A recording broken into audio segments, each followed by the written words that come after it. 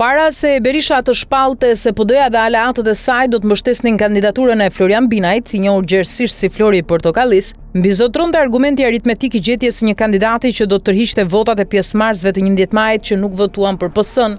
Në fakt PS-ja mori vetëm 49% të votave të pjesëmarrësve në territorin e Bashkisë Tiranë. Pra argumenti aritmetik dukej bindës në pamje të parë.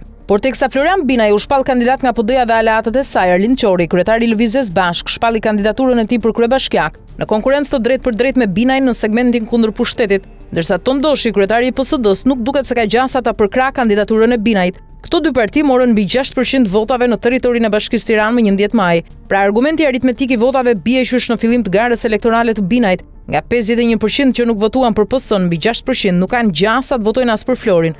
Po si mund të jetë klima politike ndër 45% të pjesëmarrësve tiranas të 11 majit që nuk votuan për të majtën PS plus PSD plus Lëvizje Bashk? Disa militantë të thekur të PD-s mund ta kenë vështirë të mobilizohen për një kandidat bërë të famshëm nga emisioni Portokalli.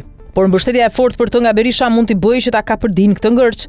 Më i vështirë është mobilizimi i votuesve të partive të tjera të vogla, ndër partitë e koalicionit PD-ASHM, PL, PR, PA dhe PDK e kanë përkrahur publikisht kandidaturën e Binajt, PD-ju-ja jo. Por mbetet të shihet se sa të mobilizuar do të jenë në terren ata që luftuan për votat e veta personale me 11 maj.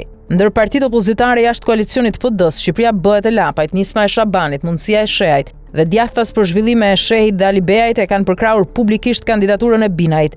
Euroatlantikët e Bashës jo. Por mbetet të shihet se sa të mobilizuar do të jenë në terren ata që luftuan për votat e veta personale me 11 maj. Me pak fjalë, Florian Binaj duhet të ndërthurë aritmetikën e votave me kimin politike të partive që e mbështesin, për të marrë më shumë se 100.000 votat që mori Kliçi më 2023-shin, sepse përballë ka një mur violet, 160.000 votash.